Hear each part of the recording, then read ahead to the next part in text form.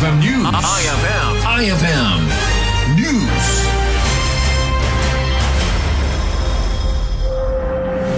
Idol! Intayon makidamag kadigiti issues ti pagilian apag ti diniskoteran ti kadwan. Topiko para kadigiti umili kan sangkalubungan.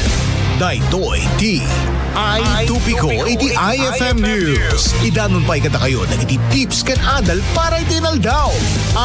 Topiko iti IFM News. Manipod iti pagtaltang kanyo ang radio station dito Ilocos Norte. 99.5 IFM Lawag. Topiko! Idol Lawrence Martinez and Idol Glenn Matuyo. Topiko! Oras na yun, 5 pa.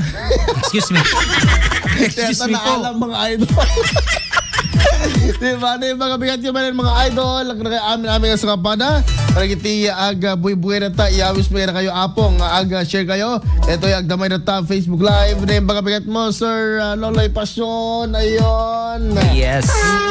Ito yung PNP Lawag. Happy viewing. Kanakay amin sa kapada. Happy listening. Amo ka na pigsa po. Iti radyo. Iti PNP Lawag idata. Ayan. Pagkasama iti opisina ni Apo DPDO, ni Apo Sir Police Lieutenant Colonel dati nagapunta PNP Lawag ni Sir Rabang, Andrew Rabang. Ayan pagkabigat mo sir. Happy viewing.